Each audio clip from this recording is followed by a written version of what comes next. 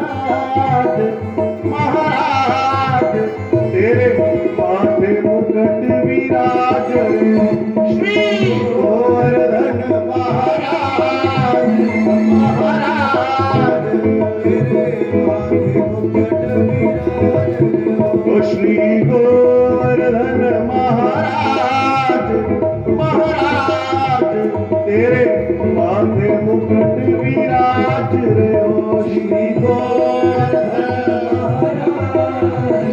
महाराज तेरे माथे मुकुट विराज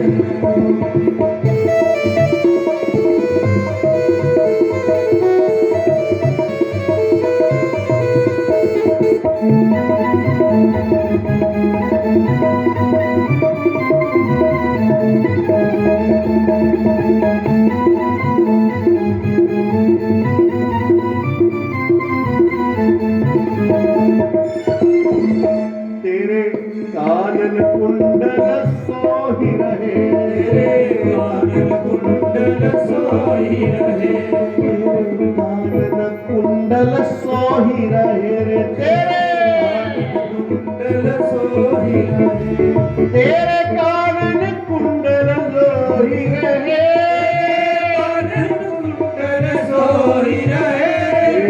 कानन कुंडल सोहि रहे तेरे कानन कुंडल सोहि रहे तेरी भ्रिकुटी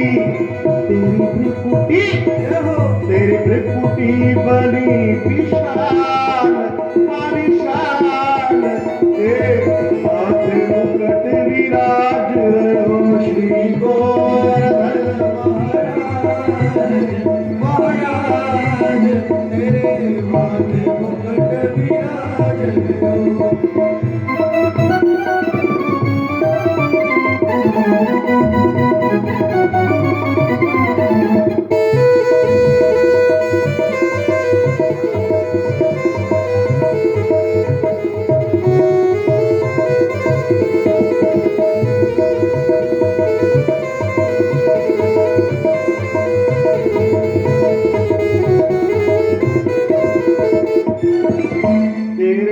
गले में कंठा साज रे हो तेरे गले में कंठा साज रे हो तेरे गले में कंठा साज रे हो तेरे गले में कंठा साज रे हो तेरे गले में कंठा साज रे हो गले में कंठा साज रे हो तेरे गले में कंठा साज रे हो तेरी झांकी तेरी झांकी बनी विशाल आलिशान तेरे माथे मुकुट विराज रहे श्री गोवर्धन महाराज माथे मुकुट विराज रहे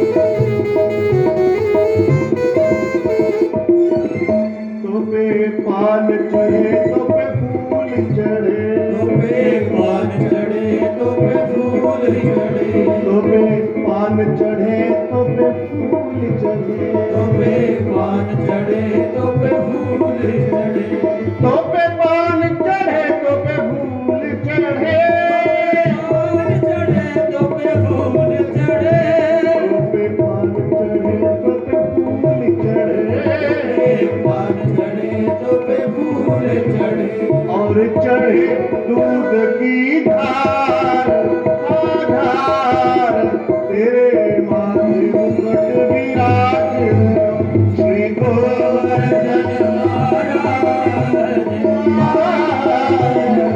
तेरे माथे मुकुट विराज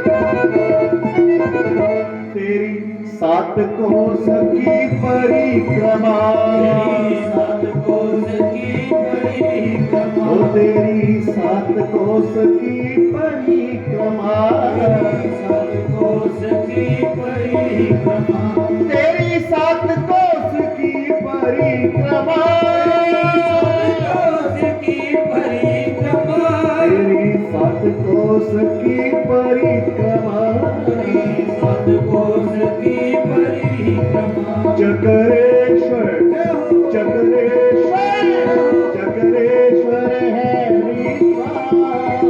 विश्राम, तेरे माथे मुकुट विराज रहे हो श्री गोवर्धन महाराज, महाराज तेरे माथे मुकुट विराज ओ श्री गोवर्धन महाराज, महाराज तेरे माथे मुकुट विराज रहे हो श्री गोवर्धन महाराज, महाराज तेरे माथे मुकुट विराज, ओ श्री गोवर्धन महाराज, महाराज तेरे माथे मुकुट विराज रहे हो।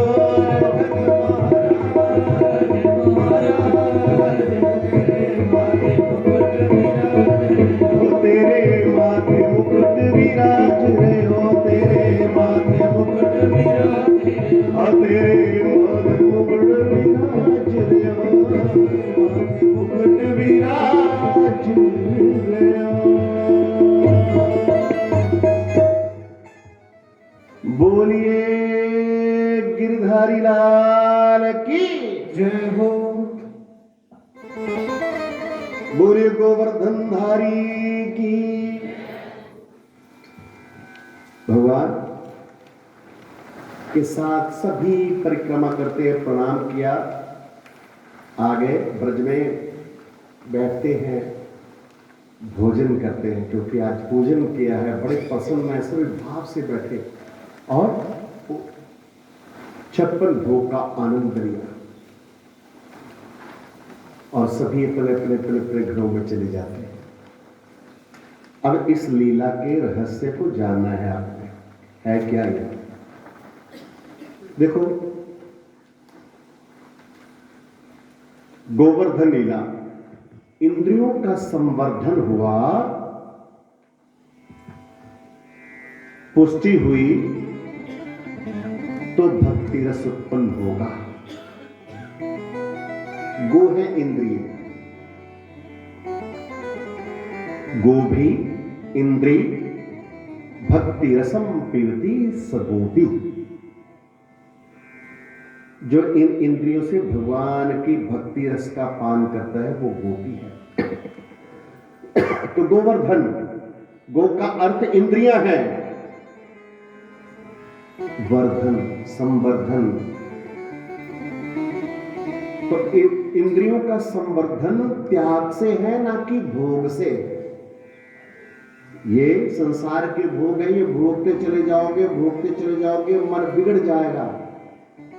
मन को संवारना है, मन को सुधारना है, तो इन इंद्रियों को भगवान की भक्ति में सराबोर करो। इंद्रियों का संवर्धन त्याग से होता है, भोग से नहीं। इंद्रियों से इन भोग को दूर करना है, भोग से इंद्रियों को हटाना है, क्योंकि भोग इंद्रियों को क्षीण कर देते हैं, इंद्रियां दुर्बल हो जाती है। भोग मार्ग से हटाकर इन्हें भक्ति मार्ग में ले जाना है। और जब भक्ति करने चलोगे तो उस समय इंद्रियों के देव वासनाओं की बरसात करते हैं कि ये ले लो, इधर चलो, इधर चलो, लेकिन आपने भटकना नहीं है। अगर मन भटक रहा है तो आप भी इन भगवान की शरण लेना, गोवर्धन नाथ की शरण लेना। तुम्हारे इंद्रियों से सारे भोगों को हटाकर वो अपनी भक्ति से सराबोर कर देंगे। और जिन इंद्रियों में भक्ति है, जो भक्ति करता है इन इंद्रियों से, वही भगवान की तरफ उद्युक्त होता है वो तभी चलेगा भगवान की तरफ अगर इन इंद्रियों का संवर्धन करेगा। इसलिए भोगों की तरफ नहीं इंद्रियों को लगाना, भगवान की भक्ति में सराबोर करना, भगवान उद्धार कर देंगे। राधे श्याम। तो जा पहुंचे नारद जी और जाकर इंद्र से कहते हैं कि तेरा पूजन बंद कर दिया। इंद्र स्वर्ग में जाकर कह दिया। इंद्रस्तदात्मनः पूजा विज्ञाय विहिता नृप गोपेभ्य कृष्णनाथेभ्यो नंदादिभ्यश्च गोपसः गणं सांवर्तकं नाम मेघानां चान्तकारिणाम् इंद्र प्रचोदयत क्रुद्धो वाक्यं चाहेष मान्युत। जैसे ही नारद जी ने कहा कि तुम्हारा पूजन बंद कर दिया, उसी समय इंद्र आवेश में आ जाता है। तब वे नंद बाबा आदि गोपों के ऊपर बहुत क्रोधित हुए। परंतु इंद्र के क्रोध करने से क्या होता है? उन गणों के रक्षक, उन गोपों के रक्षक स्वयं भगवान कृष्ण हैं। इंद्र को बड़ा घमंड था अपनी पदवी का कि मैं देवताओं का इंद्र हूं, वो त्रिलोकी का इंद्र समझ बैठा था। तभी तो भगवान ने उसके इंद्र पे पूजा को बंद करवाया। उसने उसी समय सांवर्तक को बुलाया, जाओ ब्रज के ऊपर ऐसे बरसो कि सारा ब्रज रसातल में चला जाए। राजा की आज्ञा मिली, उसी समय उठे सांवर्तक चल पड़े। इधर भगवान श्री कृष्णचंद्र जी महाराज गोप बालकों के साथ, ज्येष्ठ भ्राता के साथ वृंदावन में गौएं चरा रहे थे। एकदम से आ जाती है बदली, उत्तर की दिशा से बदली आती है, काली घनघोर घटाएं सारी दिशाओं को आच्छादित कर दिया। भगवान जान गए। उन्होंने गोपों से कहा चलो घर वापस चले, अपने अपने गौओं को लेकर। अभी आए थे, अरे गौओं को नहीं आज नहीं चलाएंगे, ले चलो, क्योंकि बारिश आ रही है, यहाँ छिप भी नहीं सकते, घर में चलते। सबको लेकर वापिस आ गए। इधर जो अन्य गोप थे वो नंद बाबा से कहने लगे, अरे बाबा तुम्हारे लाडले ने इंद्र की पूजा बंद करवा के ये अच्छा काम नहीं किया। देखो तो सही किस प्रकार से घनघोर घटाएं आ रही है। लगता है आज तक इस प्रकार से हमने कभी भी ऐसी घोर घटाएं, ऐसी आंधी तूफान और देखते देखते बारिश शुरू हो गई नहीं देखा था। इतने में भगवान ने सब गोपों को, ग्वालों को, गौ बछड़ों के साथ वापस आ जाता है। उन्होंने कहा सभी एक जगह इकट्ठे हो जाओ। सभी अपने बालकों और अपने अपने अर्धांगिनी को साथ लेकर, जो भी खाने पीने की वस्तु सब लेकर आ जाओ, एक जगह इकट्ठे हो जाओ। जिन गिरिराज का तुमने पूजन किया है वही गिरिराज तुम सबकी रक्षा करेंगे। सभी जाते हैं, एकदम से सारे आ जाते छाता लेकर और अपने बच्चों को लेकर, पत्नी को लेकर, धन संपत्ति लेकर, जो भी थी उनके पास, एक जगह खड़े हो जाते हैं।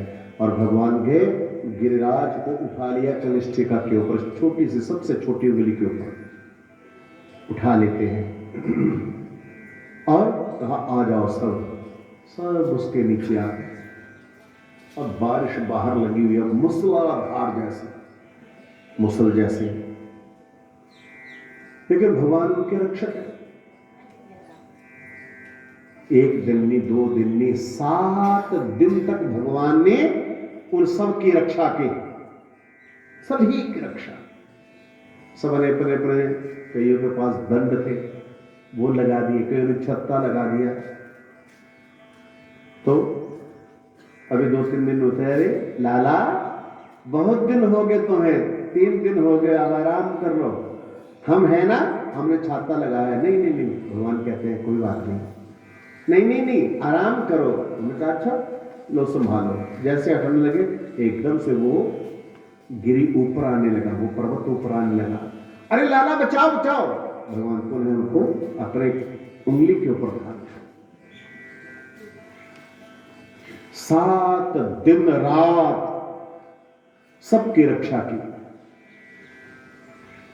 तो सब कहने लगे जितने गोप हैं, अरे नंद जी तुम्हारा ये लाडला लाल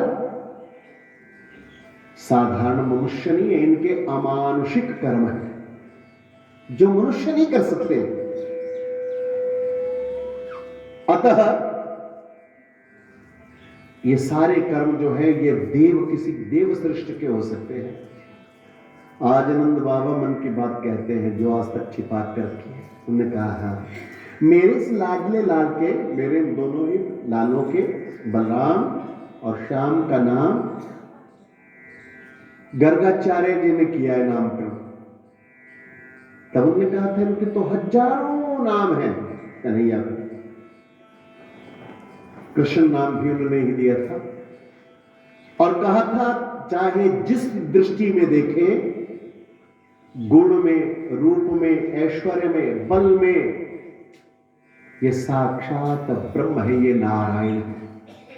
इनकी बड़ी तत्परता से तुम सावधानी से इनका ध्यान रखना और बड़े बड़े दुर्गम साधनों को भी तुम बड़े ही सहजता से पार कर जाओगे इनके साथ। और आज मैंने भी देखा, तब सबका मन उनकी तरफ आकर्षित हो जाता है भगवान की तरफ। आज 7 दिन हो गए, 7 दिन के पश्चात उठाया, क्योंकि सूर्य नारायण निकल पड़े, और रख दिया उस गिरिराज को यथावत जहां से उठाया। और ये सब करने के पश्चात अब सबका मन आकर्षित है, भगवान का स्पर्श करना चाहता है। अरे इतने दिन तक हमारी रक्षा की है, अभिनंदन स्वीकार कर रहे हैं, कोई प्रणाम कर रहा है, कोई गले लगा रहा है, कोई हाथ पकड़ रहा है, कोई मुख चूम रहा है, कोई आंखों का इशारा कर रहा है। भगवान सबके अभिनंदन को स्वीकार करते हैं। अब तो गोपियों का मन और भी भगवान की तरफ आकर्षित हो जाता है। सभी उठे, चल पड़ते हैं घर की तरफ। देखा वहां तो एक भी बूंद नहीं है, सब अपने घरों में जाकर रहने लग पड़े। इधर इंद्र ने सोचा सारा व्रत चला गया होगा पाताल में, लेकिन जैसे ही पहुंचा वहां तो देखा कि ब्रज में तो एक भी बूंद नहीं गिरी। उसको इन सबके रक्षक भगवान स्वयं जो है, ये मैंने क्या कर दिया। उसी समय उसने कामधेनु को साथ लिया, नंदनी को साथ लिया और जा पहुंचा और जाकर भगवान के पास खड़ा हो जाता है। भगवान एक शिला का सहारा लिए खड़े हुए हैं और इंद्र चरणों में गिरा हुआ है और वहीं पर कामधेनु है। इंद्र भगवान की स्तुति करता है, विशुद्ध सत्वं तव धाम शांतम तपोमयं ध्वस्तरजस्तमस्कम मायामयोऽयं गुण संप्रवाहो न विद्यते ते ग्रहणानुबंध। हे प्रभु, आपका स्वरूप परम शांत, ज्ञानमय, रजोगुण और तमोगुण से रहित विशुद्ध अप्राकृतिक सत्वमय है। यह गुणों के प्रवाह रूप में प्रतीत होने वाला प्रपंच केवल मायामय ही है, क्योंकि आपका स्वरूप ना जानने के कारण ही आप में इसकी प्रवृत्ति होती है। आप तो निराकार है, साकार रूप तो तभी लेते हैं इन्हीं भक्तों की रक्षा करने के लिए और हम जैसे अभिमानी राजाओं का मान मर्दन करने के लिए। आपका अवतार धर्म की रक्षा और असुरों का विनाश करने के लिए हुआ है। हे प्रभु, जब आपने मेरा यज्ञ बंद कर दिया तो मेरा क्रोध मेरी सीमा से बाहर चला गया और मैंने सांवर्तक गण को कहा कि ब्रज में बरसो। लेकिन जब आप इनके रक्षक हैं तो भला कोई भी क्या बिगाड़ सकता है। हे प्रभु, अब मेरा जितना भी अभिमान था वो जड़ से समाप्त हो गया है। मैं तुम्हारी शरण में हूं। आप ही मेरी माँ हैं, आप ही मेरे पिता हैं, आप ही मेरे गुरु हैं। मैं आपकी चरणों की शरण में गिरा हूं। जब देवराज इंद्र ने इस प्रकार से भगवान की स्तुति की तो हंसते हंसते मेघ के समान गंभीर वाणी में इंद्र को संबोधन करते हुए भगवान कहने लगे, श्री भगवान वाच मया ते कारी भगवन्नवखभङ्गोऽनुग्रहणता मदनुसंवृत्ते नित्यं मतस्येन्द्रिय श्रिया वृषम्। हे इंद्र, तुम ऐश्वर्य और धन संपत्ति के मद में पूरे पूरे मतवाले हो रहे थे, इसलिए तुम पर अनुग्रह करने के लिए ही मैंने तुम्हारे इस यज्ञ को भंग किया है, तुम्हारा यज्ञ भंग कर दिया, ताकि तुम नित्य निरंतर मेरा स्मरण रखे, मुझे याद करते रहो। जो ऐश्वर्य और धन संपत्ति के मद में पूरे पूरे मतवाले हो जाते हैं, वो ये नहीं जानते मैं काल रूप बनकर उनके सिर के ऊपर बैठा हूं। मैं जिस पर अनुग्रह करता हूं उसके ऐश्वर्य नष्ट कर देता हूं। मेरी कृपा ऐसी है, जो हम मांगते हैं ना मनचाही चीजें, भगवान वो नहीं देते। अगर वो नहीं मिल रही है तो भगवान की कृपा जानो, और जो हम मांग रहे हैं अगर वो मिल गया तब तो भगवान से दूर हो गए। कुंती कहती है, प्रभु क्योंकि सारा राज्य दे दिया हस्तिनापुर का, भगवान जाने लगे। आज जा रहे हो, रघुवास तक दुख दुख सहन किया और सुख की घड़ी आई, सुख का आनंद लो, इसलिए राज्य भोगो नहीं। ऐसे सुख के मत्थे सील परे, जो नाम हरि का बुलाए, बारी व दुख की जो पल पल नाम जपाए। वो दुख ही अच्छा है जिस दुख में भगवान का नाम बार बार बार बार निकलता है। फिर वो दुख नहीं, वो परम सुख परमानंद बन जाता है। सुख नहीं, सुख में तो भगवान को भूल जाते हैं। इसलिए जीवन में दुख आते रहे प्रतिपल, हर घड़ी, ताकि उस दुख में हमारा मन आप में ही लगा रहे। तो भगवान कहते हैं, जिसके ऊपर मैं अपनी कृपा करता हूं उसके ऐश्वर्य नष्ट कर देता हूं, उसको संसार के सुख नहीं देता।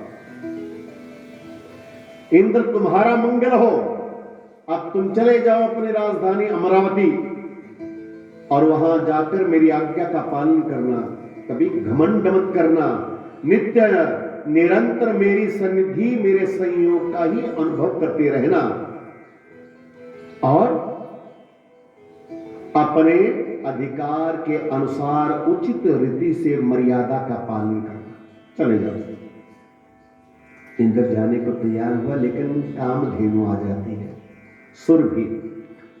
कृष्ण कृष्ण महायोगिन विश्वात्मन विश्व संभव भवता लोकनाथेन सनाथा वयम अच्युतः। हे सच्चिदानंद स्वरूप श्री कृष्ण, आप महायोगी योगेश्वर हैं, आप स्वयं विश्व हैं, विश्व के परम कारण हैं, अच्युत हैं, संपूर्ण विश्व के स्वामी। आपको अपने रक्षक के रूप में प्राप्त करके हम सनाथ हो गए हैं। इंद्र त्रिलोकी का राजा हुआ करे, लेकिन हमारे इंद्र आप बन जाओ। आप धर्म की स्थापना और गौओं की रक्षा हेतु आए। भगवान कब कब आते? विप्रधेनु सुर संत हित लीन मनुज अवतार। भगवान का अवतार जो है वो ब्राह्मण, देवताओं और गौ और धरती के ऊपर जब अत्याचार होते तब तब भगवान इस धरा के ऊपर आकर प्रकट होते, तभी तभी भगवान आते। इसलिए प्रभु, हम आपका पूजन करना चाहते हैं। भगवान कहते हैं करो। वो सुरभि भगवान के पास खड़ी हो जाती है और अपने दूध की धारा लगाती है भगवान के ऊपर। वो बड़ा उत्सव मनाया गया।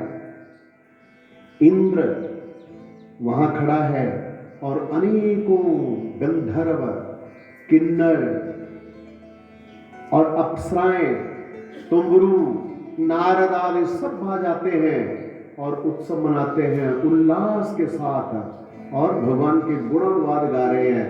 तब भगवान का नाम एक रखा जाता है गोविंद।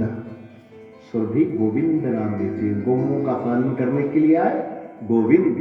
बोलिए गोविंद भगवान की। समस्त संसार के पापों को मिटा देने वाले भगवान के लोक मलापह यशगान, यश का गान करने वाले अप्सराएं आनंद में भर जाती हैं और वो नृत्य करते हुए फिर सभी अपने अपने अपने अपने लोकों में चले जाते हैं। बोले सच्चिदानंद भगवान की। आगे चलकर वर्णन करते हैं। श्री शुकवाच भगवान पिता रात्रि शरदोदफुल्ल मल्लिका विक्षरन्तो मनश्चक्रे योगमायाम् उपाश्रितः तदोडुराज कुकुभ करेर्मुखम् प्राच्य विलम्ब नरुणेन शान्तमहि सचिर्षणेनामुद गाच्छचो ब्रिजं प्रियः प्रियायाव दीर्घदर्शनः। हे परीक्षित, भगवान ने जिस रात्रि का संकेत किया था वो शरद ऋतु आती है। जानते हैं ना शरद ऋतु कब आती है? रास का कौन सा महीना है पता है? वो पता है आपको? शरद पूर्णिमा कब होती है पता है? खीर बनाओ अरे न चेहराती जो पता है या नहीं? शरद पूर्णिमा बोलते हैं। कौन सी है वो? आपको महीने को पता होना चाहिए। शरद पूर्णिमा आश्विन मास शुक्ल पक्ष की आश्विन पूर्णिमा को ये शरद पूर्णिमा कहा जाता है। अश्ववास की पूर्णिमा जो है। तो आज पूर्णिमा है और भगवान ने जिस रात्रि का संकेत किया था वो पुंजीभूत होकर एक ही रात्रि के रूप में उल्लसित हो गया। भगवान उठे और जा पहुंचे वृंदावन। रात थी लेकिन चांदनी ऐसी निकली है सबके मन को शीतलता पहुंचाए। और वृंदावन में जाकर जैसे भगवान ने प्रवेश किया वहां पर अनेक प्रकार के फूल जो जिनकी कलियां बंद हो रही थी प्रभु जैसे प्रवेश करते हैं वो खिल उठती है। बेला, चमेली, अनेक प्रकार के फूल खिल उठते और वहां पर पंछी गुनगुनाने लग पड़ते हैं। पंछी चहचहाने लगे, भौरे गुनगुनाने लगे, चातक, मोर, पपीहा शब्द करते हैं। यमुना से सनकर वायु वृंदावन में प्रवेश करती है और इस प्रकार से बहुत सुंदर रात्रि। और वो रात्रि आजकल तो काम नहीं रहा, नहीं तो पहले शरीर से सारे काम करने पड़ते थे।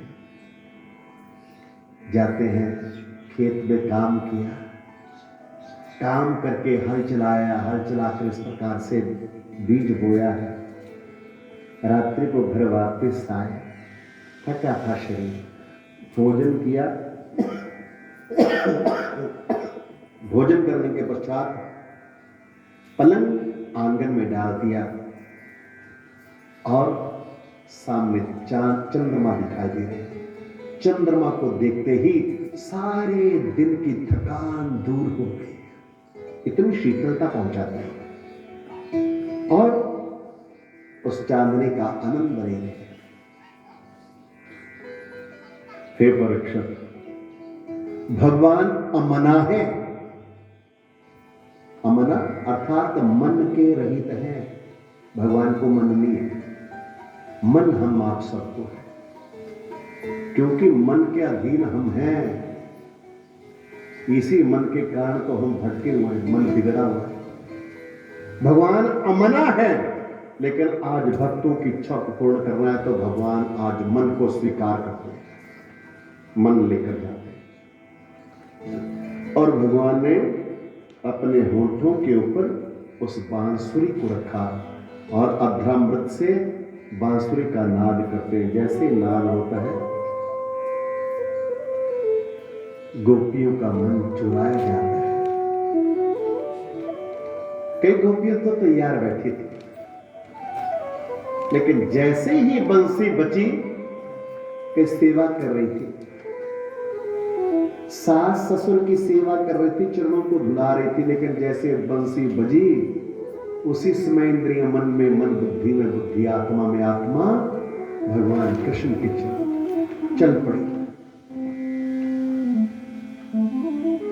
कई पति सेवा में लगी थी, कई अपने बच्चों को गोदी में लेकर स्तनपान करवा रही थी,